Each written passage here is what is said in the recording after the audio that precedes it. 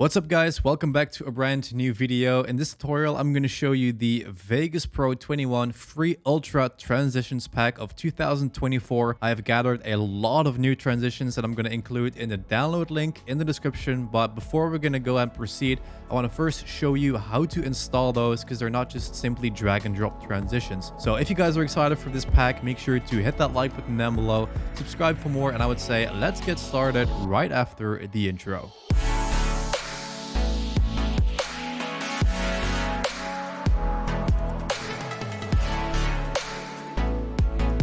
So as you can tell right here, I have a small clip from a car driving in the mountains. So what we're going to do first of all is head to the download link down in the description after this video. Then we're going to download this pack onto your computers and you will see 7 files in there. So those are basically the presets that you will see in the folder. Now it's very important that you have the Vegas preset manager installed. Now if you have a hard time finding it online, I will also leave the download link to that installer in the description just in case. So when you have installed that preset manager, you actually see those gray icons instead of regular white ones. So you want to hit on the first preset right here. Then you come across this FX Chains button. You want to open that up and then you want to press Control A. That's going to highlight and select every single preset in this pack. And then you want to obviously hit, as always, copy to system. So obviously you want to do that for all the remaining ones as well. All right, before we're going to hop to Vegas, I want to point out that it's not just 7 separate transitions that you download. Like 7, that's it. No, there's actually a lot of different transitions in each pack. I would say maybe 20 or 30 each. So if you almost have 10 of those presets,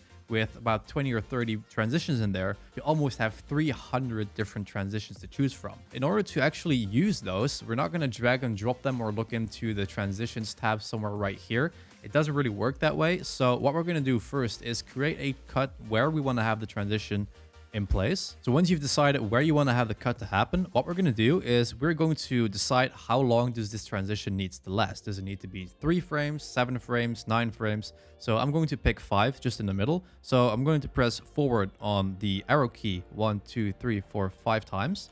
And then we're going to go to the previous clip and we're going to go backwards 5 times. All right, so this is pretty much the time span of the transition. So we have a starting and an end point. So for the beginning, we're going to click on this one and we're going to highlight it. Then we're going to click on this effects button right here. And that's pretty much going to open up your entire menu of what you have installed. All your Boris effects presets, pretty much anything. So in order to find the presets that we just installed, you want to hit filter packages right here.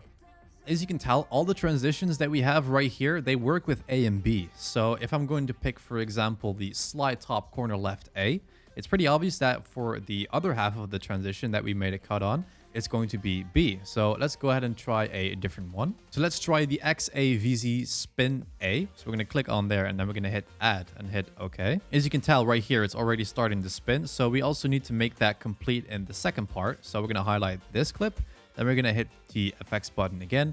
We're going to go down again to filter packages. And then we're going to choose the exact same transition, but then the B version, which is this one. So let's click on add. Let's hit OK. So now let's play it back and let's see what it looks like in total.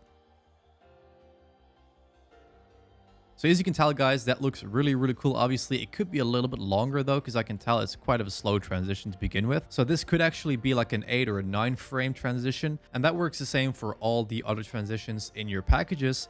And as you can tell right here, we also can customize this completely. So if you want to adjust the Shift Y or the Shift X, you can do that. We have our keyframe here in the bottom. So if I'm going to check the sync cursor right here, as you can tell that it's going to follow along in our timeline. So let's say that you want to have it move a lot faster. You can just actually tweak the presets and the keyframes right here. Manually, you can drag it to the right.